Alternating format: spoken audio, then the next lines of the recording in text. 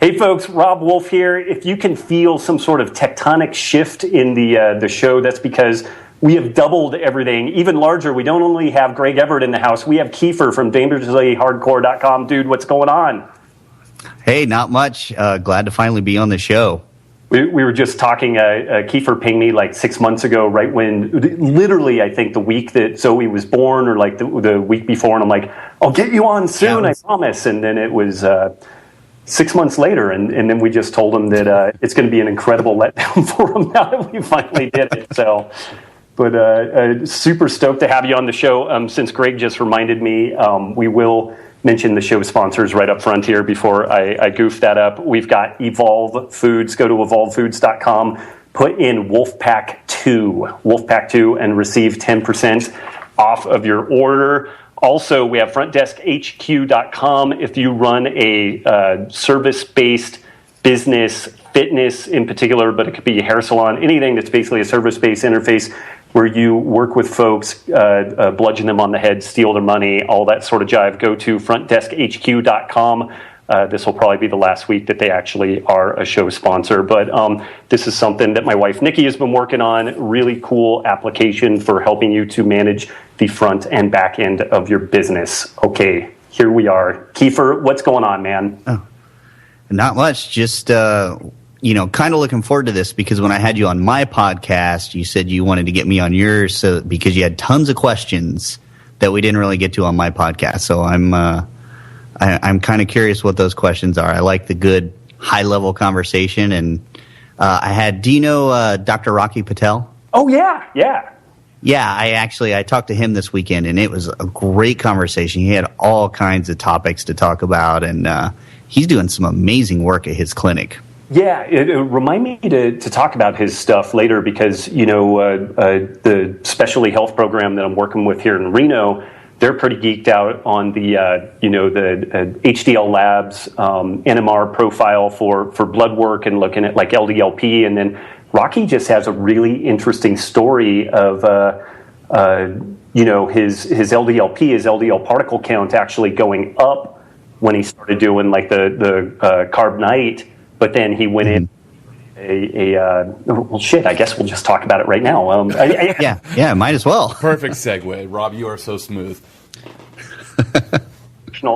Kiefer, give people some background on you. You've got a master's in physics. You've got a powerlifting background. You've been scratching around in this performance-based nutrition and training for a long time. Give folks a little bit of a background. Well, actually, I think you just summed it up. I started in engineering, hated it. Thought I was going to go into sports med, hated it. Got railroaded into physics, loved it.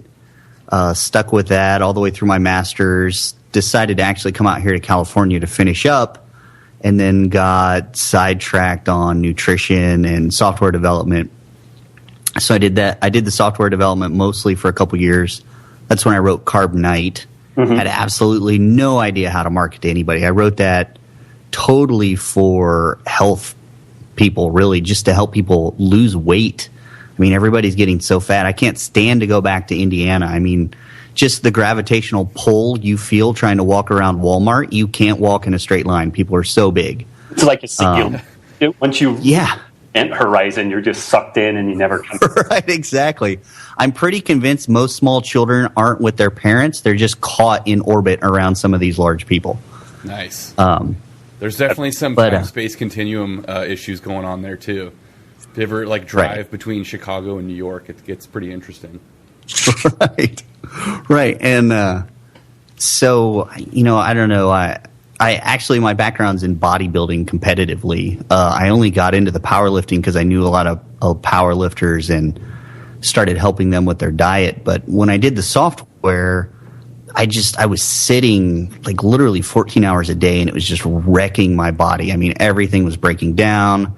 I looked like crap. And that's when I was like, that's enough. I'm going to make a full push and basically do everything I can to try to start to get these messages out there. And, that's when I discovered carb backloading, which took off in the performance community. And I found it was a lot easier to get those people interested than just general health conscious people, because for the general public, people are just confused. So they see 10 different things a day about how to be healthy, and they can't really discern what's real and what's not. Whereas the performance community, they're a little more savvy. They can at least look and see, okay, this makes sense, or, I'm willing to at least try it to see what happens. So it was easier to get my foothold in there.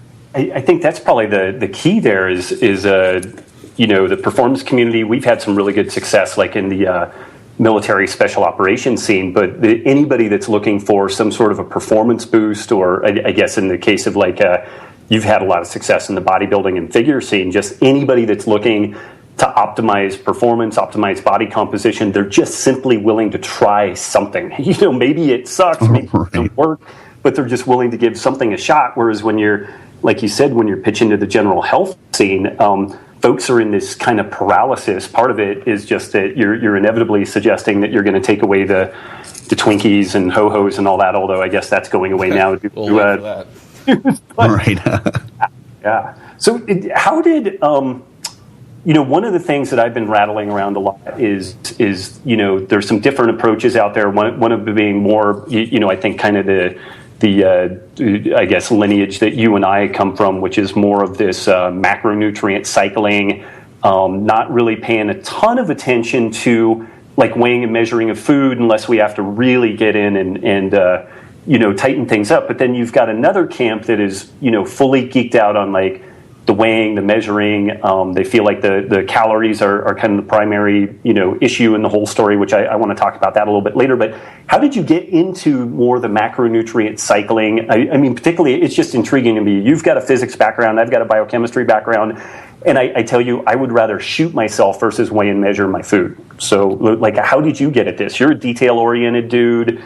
You've got a phenomenal science background. You understand the value of attention to detail with what you do, but why did you go for kind of a shooting from the hip kind of approach, like what you developed with Carbonite? Well, basically because it works better. Einstein said it best, like make things as simple as possible, but not simpler. And, weighing and measuring your food every day, trying to figure out exactly how many calories you're getting in and looking at how many calories you burned a day. I mean, that is overly complex when you start to understand that you can drive your body into these states of inefficiency. So what I learned is, and some of the most interesting things about the low-carb diet that I found and that is mimicked in a lot of these calorie deprivation diets where people are eating 600 to 400 calories or less per day, is you get these wild swings in inefficiency and thermogenesis and uncoupling protein production when you take carbs out of your diet and then introduce them all in concentrated lumps at some point, either during the day or the week, depending on what your lifestyle is like. And, realizing that, it became much, much easier. I did the whole thing, six to 8 meals per day, watching everything that went in my mouth. Everything was partitioned perfectly, every meal, and my body was like clockwork. If I went more than 2 hours without food, I was starving and miserable and cranky, and people hated me. Well, when I started using these other methods, I learned my body reacted so differently. I would go hours without eating and not even realize it. And then you can feel those inefficiencies when they happen. Like your body temperature goes through the roof, you start sweating as opposed to going hypoglycemic, which used to happen when I missed meals and things. I started to learn with myself that it was far easier to control how I looked by just eating as I was hungry, tricking myself into being able to eat more at certain times by the foods I chose, and then just looking to see how I looked the next morning. And that also became far more effective with my clients. It was much easier to dial them in very quickly and then just kind of hold them there until contest time. Most of the people I would work with would be ready for a show about 3 weeks out. And then from there, it was just letting them yo-yo a little bit and then, bring them into the shows. And it's frustrating because everybody's like, well, I need to know exactly how much of this to eat. I'm like, well, I don't know. How hungry were you? Or is this happening? And if this is happening, then eat more butter. oh, well, if that's happening, then, maybe you need to throw in some coconut oil at this time.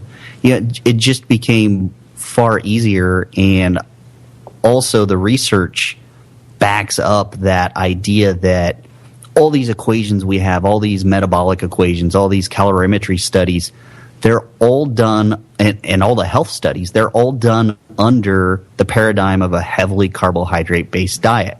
Well, all those rules change when you take carbohydrates out.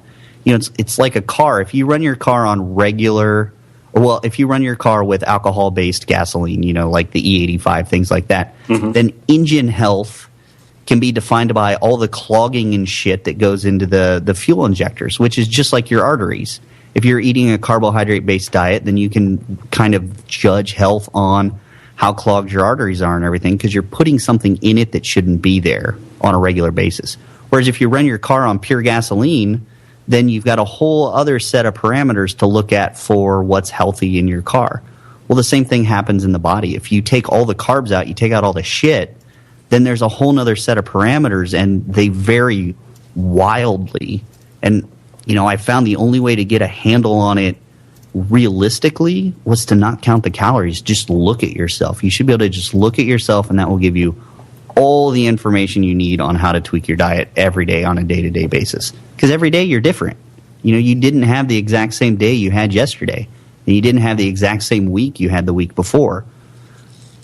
So that's what kind of led me to that path. No, I like it. Kind of a long-winded answer. No, it's really good. And when both great, so concise.